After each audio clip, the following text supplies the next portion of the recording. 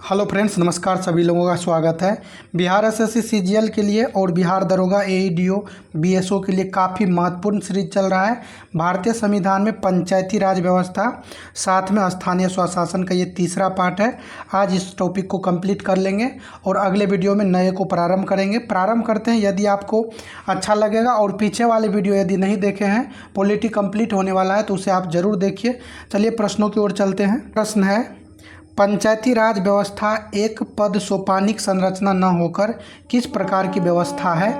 तो यहाँ पे ध्यान दीजिए, स्थानीय स्तर पर स्वशासन की, जैव संबंधों के साथ त्रिस्तरीय अभिशासन की, लोकतांत्रिक विकेंद्रीकरण की और विकास में जन भागीदारी की।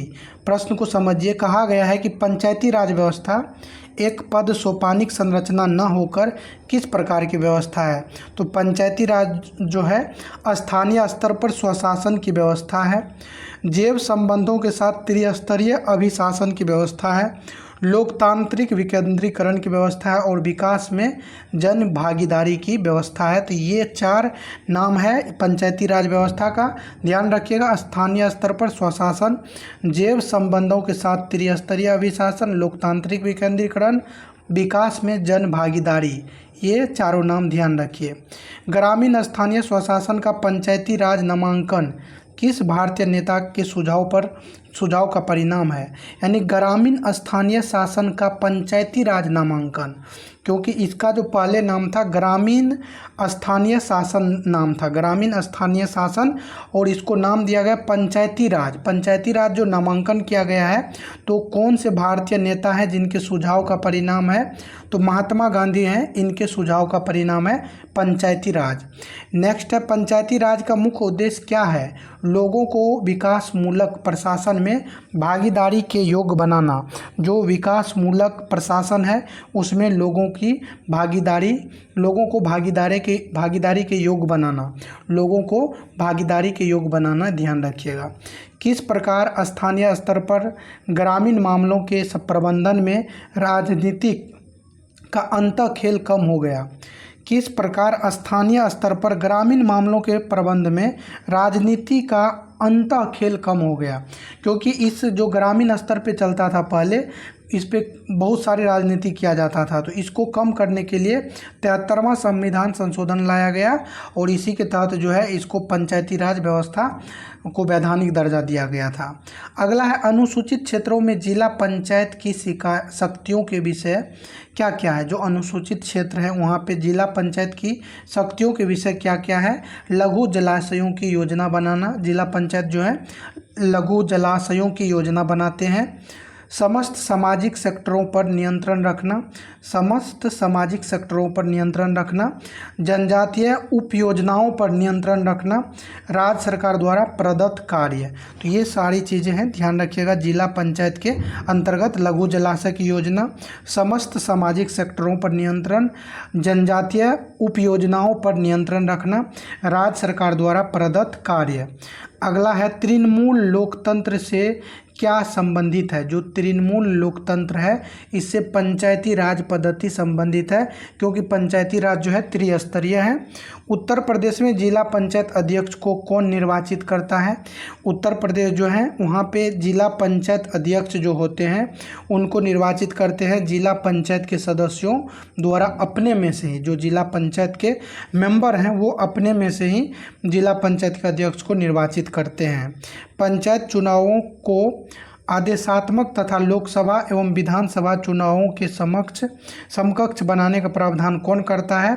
तो संविधान का 73वां संविधान संशोधन 1992 पंचायतों को आदेशात्मक तथा लोकसभा एवं विधानसभा चुनावों के समकक्ष बनाने का प्रावधान कौन करता है?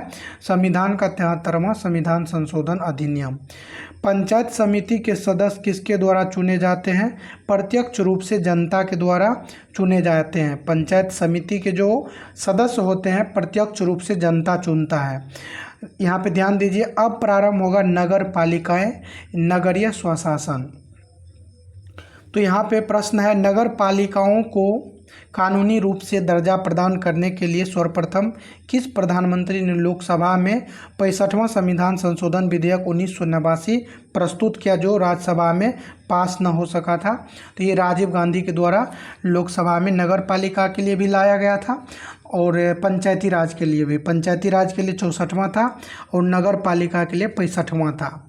अगला प्रश्न है, वह स्थान जिसमें 10 लाख या उससे अधिक जनसंख्या वाला क्षेत्र व एक या अधिक जिले समाविष्ट हैं और जो 2 या अधिक नगर पालिकाओं या पंचायतों या अन्य संलग्न क्षेत्रों से मिलकर बनता है, तथा जिसे राज्यपाल इस भाग के प्रायोजनों के लिए अधिसूचना द्वारा महानगर क्षेत्र के रूप में विनिर्दिष्ट करते हैं, क्या कहलाता है?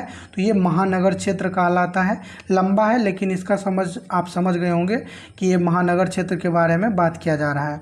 अगला है, प्रत्येक नगर पालिका क्षेत्र को प्रादेशिक निर्वाचन क्षेत्र में विभाजित किया गया है, जिसे वार्ड के नाम से जाना जाता है। नगर पालिकाओं की संरचना किस अनुच्छेद के अंतर्गत वर्णित है? तो नगर पालिकाओं की जो संरचना है 243 के द में दिया गया है। इधर क ख से शुरू करिएगा और इधर ABCD से, तो अंग्रेजी में भी जो आएगा एक बार आप कमेंट करके भी बताइएगा। 243 का द जो है यहाँ पे अंग्रेजी में जो लिखेंगे तो क्या आएगा, और यहाँ पे ये जान लीजिए कैसे सेट करना है। ABCD बढ़ता जाएगा, उधर से क ख ग, तो इस तरह से जो आएगा वो इस पर डाल के आप जो है एक बार कमेंट जरूर कीजिएगा। अगला है, संविधान के किस उपबंध के अधीन किसी राज्य का विधानमंडल विधि द्वारा नगर पालिकाओं के निर्वाचनों से संबंधित या सशक्त सभी विषयों के संबंध में उपबंध करता है? तो 243 का य के क। अगला है, संविधान के किस भाग में नगर पालिकाओं के संबंध में प्रावधान है? तो नगर पालिकाओं के बारे में भाग 9 के क में या 9 के ए में प्रावधान किया गया है। किन अनुच्छेदों के तहत नगर पालिकाओं का वर्णन है? 243 के त से 243 के य 6 तक, और वहाँ पे जो है पंचायती राज में 243 से 243 के ओ तक है, और इसको जो है आप अंग्रेजी में कन्वर्ट करके बताइएगा। आपको बताने से फ़ायदा क्या होगा कि आपको ये ध्यान में रह जाएगा। नगर पालिकाओं का प्रावधान संविधान के किस संशोधन के द्वारा उपबंधित किया गया? तो नगर पालिका 74वां संविधान संशोधन 1992 में।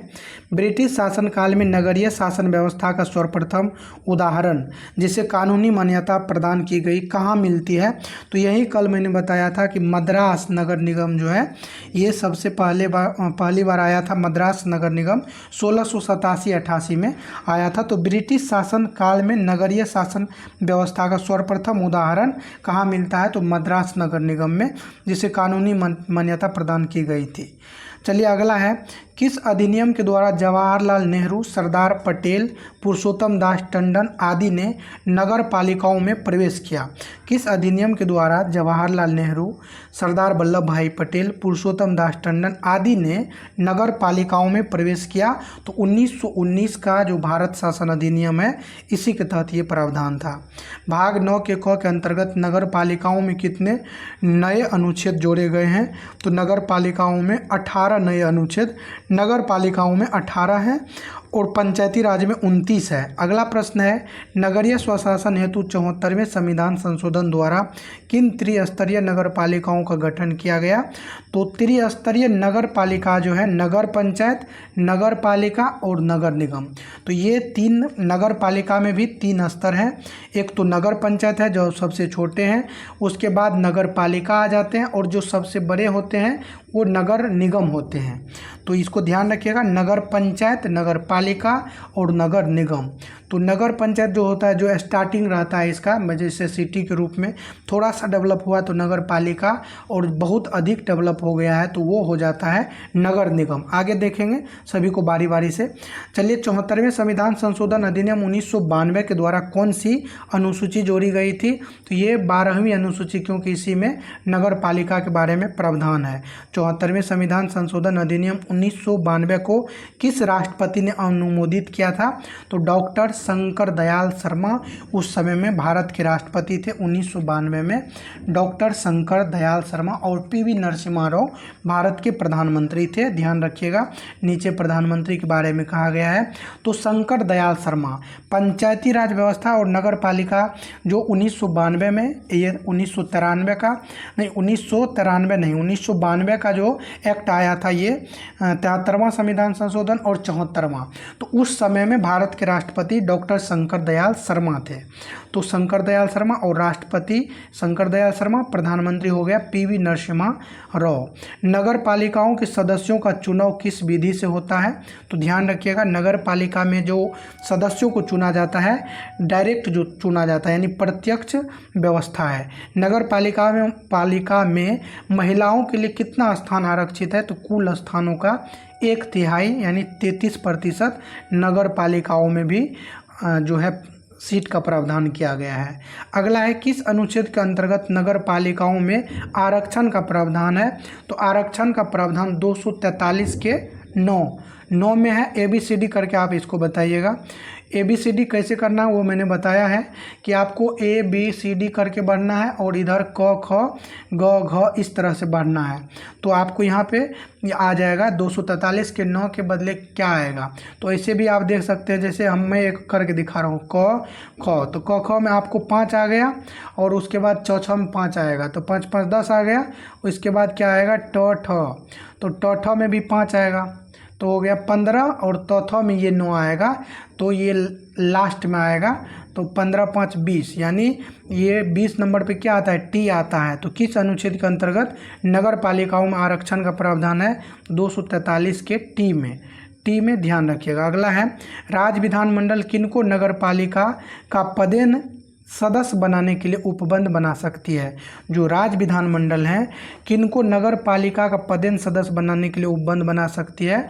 तो लोकसभा, राज्यसभा, विधानसभा एवं विधान परिषद के सदस्यों को। यहाँ पे ध्यान दीजिए, कहा गया है कि राज्य विधानमंडल किनको नगर पालिका का पदेन सदस्य बनाने के लिए उपबंध बना सकती है? तो नगर पालिका का पदेन सदस्य लोकसभा, राज्यसभा, विधानसभा और साथ में विधान परिषद के सदस्यों को बना सकते हैं। नगर प्रशासन विषय के संबंध में प्रावधान हेतु संविधान में किस अनुसूची का सृजन किया गया है? तो नगर प्रशासन के लिए जो है 12वीं अनुसूची है। नगर पालिका का कार्यकाल प्रथम अधिवेशन की तिथि से 5 वर्ष तक निर्धारित किया गया है। नगर पालिकाओं के गठन व संरचना के संबंध में प्रावधान किस अनुच्छेद में उपबंधित है? तो नगर पालिका के गठन एवं संरचना के बारे में 243 के थ और 243 के द में आएगा। चलिए यहाँ पे समझिए, नगर पालिकाओं के गठन संबंधित तथ्य जो हैं इसमें महत्वपूर्ण है। त्रिस्तरीय नगरीय शासन में प्रत्येक राज्य में नगर पंचायत, नगर पालिका तथा नगर पंचायत, नगर पालिका परिषद तथा नगर निगम का गठन होगा। नगर पंचायत का गठन वहाँ होगा जो ग्रामीण क्षेत्र से नगरीय क्षेत्र में परिवर्तित हो रहा है। ध्यान दीजिए, जो ग्रामीण क्षेत्र से यानी सिटी के रूप में डेवलप हो रहा है, तो वहाँ पे क्या होगा? नगर पंचायत। जो ग्रामीण क्षेत्र सिटी के रूप में परिवर्तित हो रहा है, तो वो प्रारंभिक स्टेज है, तो वहाँ पे नगर पंचायत होता है। नगर पालिका परिषद का गठन छोटे नगरीय क्षेत्र में होता है, जो थोड़ा सा डेवलप हो चुका है। और नगर निगम जो होता है, इसका गठन बड़े नगरों में होता है। ऐसे नगरीय क्षेत्र जिसे राज्यपाल द्वारा औद्योगिक नगरीय क्षेत्र घोषित कर दिया गया है, नगर पालिका का गठन नहीं किया जाएगा। ऐसे नगरीय क्षेत्र जिसे राज्यपाल द्वारा औद्योगिक नगरी या औद्योगिक क्षेत्र घोषित कर दिया गया है, नगर पालिका का गठन वहाँ पे नहीं किया जाएगा। चलिए अगले पेज में आते हैं। यहाँ पे ध्यान से समझिए, नगर पालिकाओं को 12वीं अनुसूची में वर्णित कुल कितने विषयों पर विधि बनाने की शक्ति प्रदान की गई है? तो नगर पालिकाओं को 18 विषयों पर विधि बनाने की शक्ति है। नगर पालिका क्षेत्र के प्रादेशिक निर्वाचन क्षेत्रों को किस नाम से जानते हैं? जो नगर पालिका के क्षेत्र में प्रादेशिक निर्वाचन क्षेत्र होते हैं, उनको वार्ड के नाम से जाना जाता है।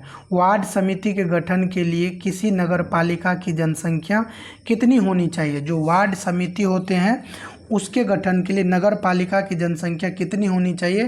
3 लाख या उससे अधिक। मिनिमम जो है 3 लाख होनी चाहिए और मैक्सिमम इससे 3 लाख या उनसे अधिक होना चाहिए। वार्ड समितियों का गठन किस प्रकार होता है? जो वार्ड समिति होते हैं प्रादेशिक क्षेत्र के अंदर एक या अधिक वार्ड को मिला करके, प्रादेशिक क्षेत्र के जो प्रादेशिक क्षेत्र हैं उनके अंदर एक या अधिक वार्ड को मिला करके वार्ड समितियों का गठन किया जाता है। भारत में कितने प्रकार के नगर क्षेत्रों के लिए स्थानीय निकायों का सृजन किया गया है? तो कितने प्रकार के नगर क्षेत्रों के लिए स्थानीय निकायों का सृजन है? तो कितने प्रकार के नगर क्षेत्रों के लिए? 8 प्रकार के नगर क्षेत्रों के लिए। स्थानीय स्वशासन के अंतर्गत 8 प्रकार के नगर निकायों के नाम बताइए। ध्यान से समझिए। नगर पालिका है, फिर नगर निगम, अधिसूचित क्षेत्र समिति, नगरीय क्षेत्र समिति, छावनी बोर्ड, टाउनशिप, बंदरगाह, न्यास, विशेष उद्देश्य एजेंसी। ये जो है 8 है। राज्यपाल किसी क्षेत्र को संक्रमण क्षेत्र, लघु शहरी क्षेत्र अथवा वृहत शहरी क्षेत्र किन कारकों के आधार पर विनिर्दिष्ट कर सकते हैं? क्षेत्र की जनसंख्या, जनसंख्या घनत्व, अर्जित राजस्व, आर्थिक महत्व, गैर कृषि कार्यों में रोजगार का प्रतिशत। यानी राज्यपाल किसी क्षेत्र को संक्रमण क्षेत्र या लघु शहरी क्षेत्र अथवा वृहत शहरी क्षेत्र किन आधारों पे यानी किन कारकों को आधार मान करके ऐसा करेंगे? तो क्षेत्र की जनसंख्या को देखेंगे, जनसंख्या घनत्व क्या है, उसके बाद देखेंगे आर्थिक महत्व राजस्व का, गैर कृषि कार्यों में रोजगार का प्रतिशत कितना है, ये सभी देख करके करेंगे। 74वां संविधान संशोधन अधिनियम जो नगर पालिका से संबद्ध है कब प्रभाव में आया था? 1 जून 1993 को, 1 जून 1993। नगर पालिका जो है अनुसूची 12 में दिया गया है। टोटल 18 विषय इसमें दिया गया है, तो इस 18 विषय को हम लोग एक बार देख लेते हैं। नगरीय योजना, भूमि उपयोग का विनियमन और भवनों का निर्माण, आर्थिक एवं सामाजिक विकास योजना, सड़कें, पुल, घरेलू, औद्योगिक, अग्निशमन सेवाएं, ये सभी जो आएगा। नगर वानिकी, पर्यावरण संरक्षण, समाज, तो ये सभी आपको ध्यान देना है। नगर पालिका का अंतर्गत गंदी बस्ती सुधार उन्नयन, नगरीय निर्धनता उन्मूलन, सबगारना तथा सबदाह दाह क्रिया व समन, ये सभी व्यवस्था शहर में आप लोग देखे होंगे। सांस्कृतिक, शैक्षिक व सौंदर्य पक्ष आयामों की अभिवृद्धि, ये जो सारे चीज़ें हैं ये आपको देखने को मिलेगा। कहाँ पे देखने को मिलेगा? जहाँ पे आप नगर पालिका में जाएंगे तो नगर पालिका में ये सारे चीज़ जो है व्यवस्था किया रहता है। चलिए अगला प्रश्न है, किस अधिनियम द्वारा स्थानीय स्वशासन को प्रांतीय विशेष घोषित किया गया? जो स्थानीय स्वशासन है इसको प्रांतीय विषय 1935 के भारत सरकार अधिनियम से। यदि किसी नगर पालिका का विघटन 5 वर्ष की अवधि से पूर्व हो जाता है तो ऐसी स्थिति में 6 महीने के भीतर पुनर्निर्वाचन होंगे। अतः पुनर्निर्वाचित नगरपालिका की समय अवधि कितनी होगी? शेष बची हुई अवधि तक के लिए, न कि 5 वर्षों के लिए। ये चीज़ बिल्कुल ध्यान रखिए, क्योंकि अभी बीपीएससी एओएसए का जो एग्ज़ाम अभी आप लोग देखे होंगे 10 ये सितंबर में हुआ है, 10 सितंबर को। उसमें ये प्रश्न पूछा गया है कि यदि समय से पहले पंचायत विघटित हो जाता है तो फिर जो दोबारा चुनाव किया जाएगा तो उसमें जो चुने जाएंगे वो कितने समय के लिए रहेंगे? शेष बचे हुए समय के लिए रहेंगे या पूर्ण अवधि के लिए रहेंगे, यानी 5 वर्ष के लिए? तो उसमें सही उत्तर है कि शेष बची हुई अवधि के लिए। जैसे मान लो कि 5 वर्ष कार्यकाल है, 2 वर्ष कार्यकाल कंप्लीट होने के बाद जो मेंबर हैं उनकी डेथ हो जाती है 2 वर्ष के बाद, तो शेष अभी नया जो कोई बनेंगे तो शेष 3 साल ही वो अपने कार्यकाल में रहेंगे। तो इसी चीज़ को यहाँ पे ध्यान रखिएगा। नगर पालिका अधिनियम 1916 के प्रावधानों के तहत वर्तमान में उत्तर प्रदेश में किसी नगर पालिका के अध्यक्ष का निर्वाचन किया जाता है अपने नगर क्षेत्र की निर्वाचन सूची में सम्मिलित सभी निर्वाचकों द्वारा अपने नगर क्षेत्र के वार्डों के निर्वाचकों में से। चलिए ये काफ़ी महत्वपूर्ण तो है नहीं, तो इसको छोड़ के आगे बढ़े हैं। किसी राज्य में नगर पालिका का सीमा क्षेत्र अधिसूचित करने के लिए कौन सक्षम है? कोई राज्य है, वहाँ पे नगर पालिका का सीमा क्षेत्र अधिसूचित करने के लिए संबंधित राज्य के राज्यपाल सक्षम है। नगर क्षेत्र को निर्धारित करने हेतु भारत की जनगणना के अनुसार क्या वर्णित है? जो नगर पालिका अथवा नगर निगम अथवा छावनी बोर्ड अथवा अधिसूचित एरिया कमेटी के अंतर्गत हो, जिसकी जनसंख्या कम से कम 5000 हो। तो यहाँ पे समझिए प्रश्न क्या है, कह रहा है कि नगर क्षेत्र को निर्धारित करने हेतु भारत की जनगणना के अनुसार क्या वर्णित है, यानी जनगणना के अनुसार कैसे निर्धारित किया जाएगा। तो जो नगर पालिका अथवा नगर निगम अथवा छावनी बोर्ड अथवा अधिसूचित एरिया कमेटी के अंतर्गत हो, जिसकी जनसंख्या कम से कम 5000 हो, जहां जनसंख्या घनत्व कम से कम 400 व्यक्ति प्रति वर्ग किलोमीटर हो, 400 कम से कम होना चाहिए, तो वो क्या माना जाएगा? नगर पालिका।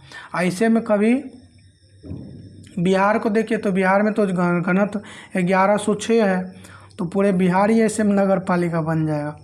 चलिए अगला देखते हैं। कौन सा प्राधिकरण किसी राज्य के राज्यपाल को उस विशेष राज्य की पंचायतों द्वारा विनियोजित हो सकने वाले करों और शुल्कों के निर्धारण के सिद्धांतों के विषय में संस्तुति करता है? तो ये राज्य वित्त आयोग करता है, राज्य वित्त आयोग। नेक्स्ट है, क्या स्थानीय निकायों को वित्तीय सहायता प्रदान करने हेतु उपायों पर विचार करने के संबंध में तथा राज्यों के स्थानीय निकायों के संसाधनों को अनुपूरित करने के लिए संघीय वित्त आयोग की भूमिका होती है या नहीं होती है?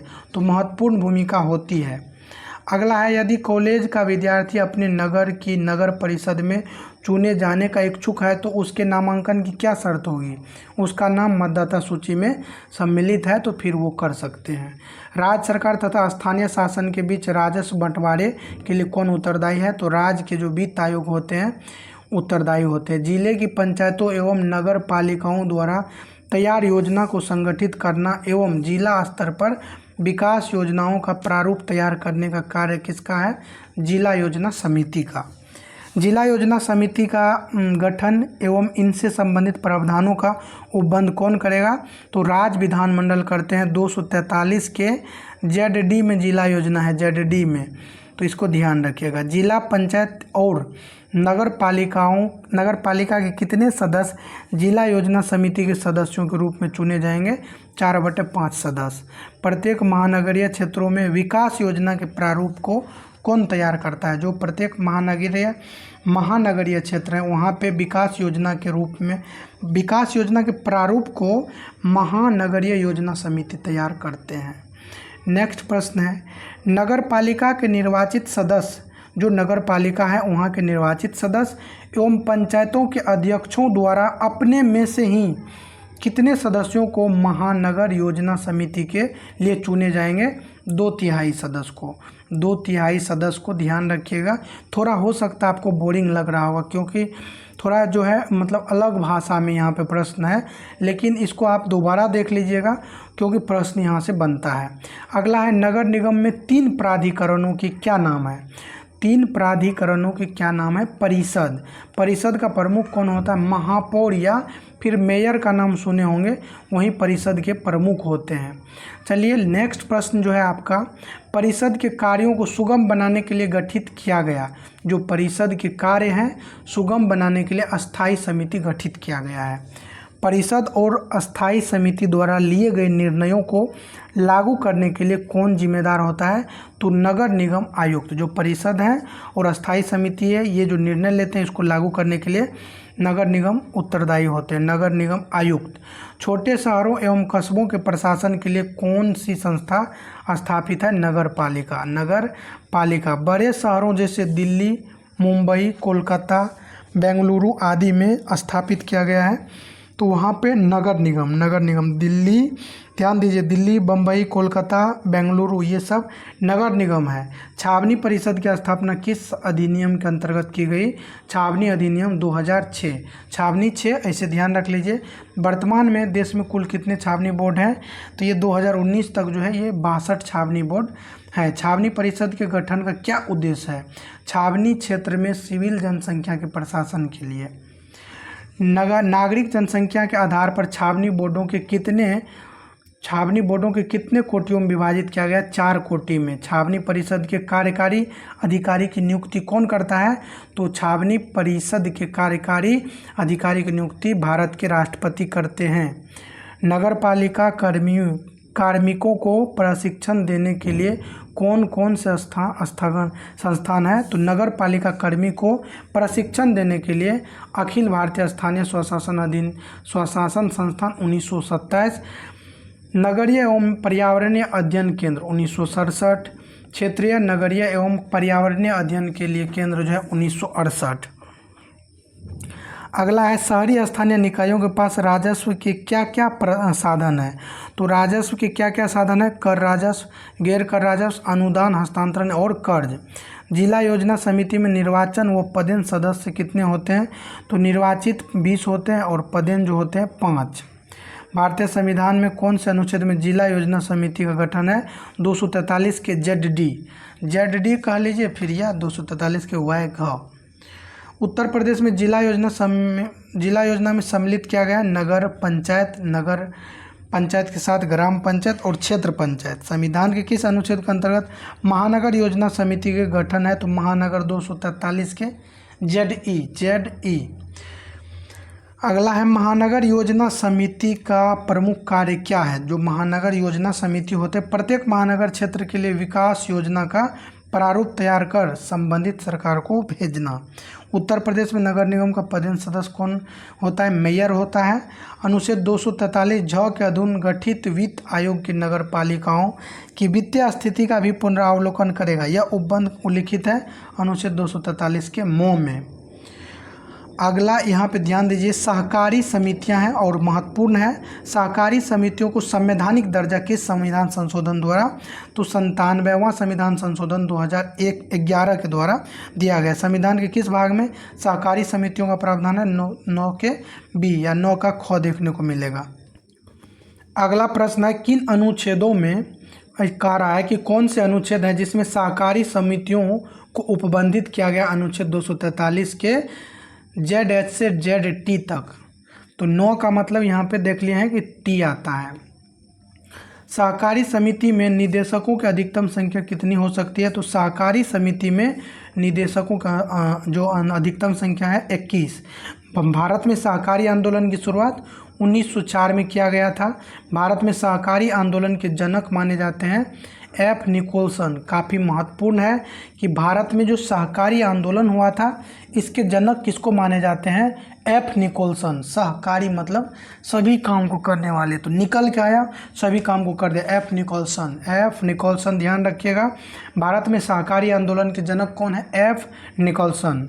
बहुउद्देशीय सहकारी समिति का स्थापना सर्वप्रथम कहाँ हुआ?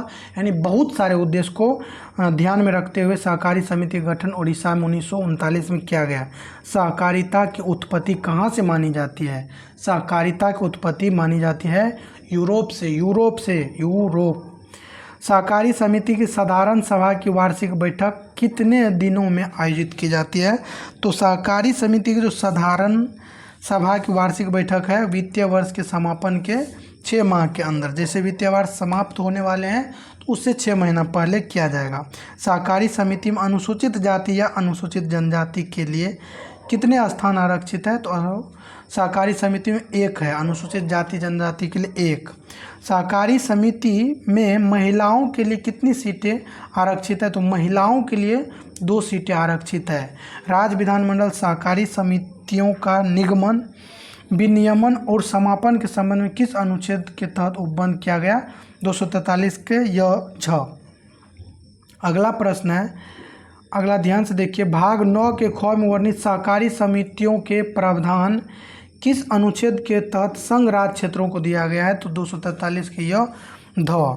सहकारी समितियों का उपबंध संविधान की 7वीं अनुसूची में कहाँ वर्णित है? तो राज्य सूची में 32वें नंबर पर, 97वां संविधान संशोधन जो है ये 2011 में आया था सहकारी समिति विधेयक द्वारा।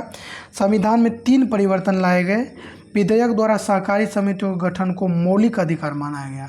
विधेयक के द्वारा सहकारी समितियों के गठन को मौलिक अधिकार माना गया। सहकारी समितियों को नीति निर्देशक सिद्धांत अनुच्छेद 243 ख सिद्धांत में सम्मिलित किया गया है। सहकारी समितियों, यहाँ ध्यान दीजिए, सहकारी समितियों के लिए नए भाग 9 के ख का अनुच्छेद 243 य से 243 य 9 है। सहकारी समितियों को नीति निर्देशक सिद्धांतों में किस अनुच्छेद के अंतर्गत जोड़ा गया है? तो अनुच्छेद 43 ख, इसको ध्यान रखिएगा, 243 के ख। अगला है किस अनुच्छेद के अंतर्गत सहकारी समितियों के मौलिक अधिकारों में सम्मिलित किया गया है? तो 19 के 1 का ग, मतलब 19 का 1 का जो सी है उसी में सहकारी समिति है। सहकारी समिति के निदेशक बोर्ड के सदस्य एवं पदाधिकारियों का कार्यकाल, जो सहकारी बोर्ड है उसके निदेशक बोर्ड के सदस्यों एवं पदाधिकारी का कार्यकाल 5 वर्ष होता है, 5 वर्ष। सहकारी समिति का आरक्षण रिपोर्ट कहाँ पेश किया जाता है? राज्य विधानमंडल के पटल पे। सहकारी समिति के अंकेक्षण का जो रिपोर्ट होता है ये कहाँ पे प्रस्तुत किया जाता है? तो राज्य विधानमंडल के पटल पे। सहकारी समिति के निदेशक वार्ड के सदस्य या पदाधिकारियों का चुनाव का संबंध है। सहकारी समिति के निदेशक वार्ड के सदस्यों या पदाधिकारियों का चुनाव उपलब्ध है।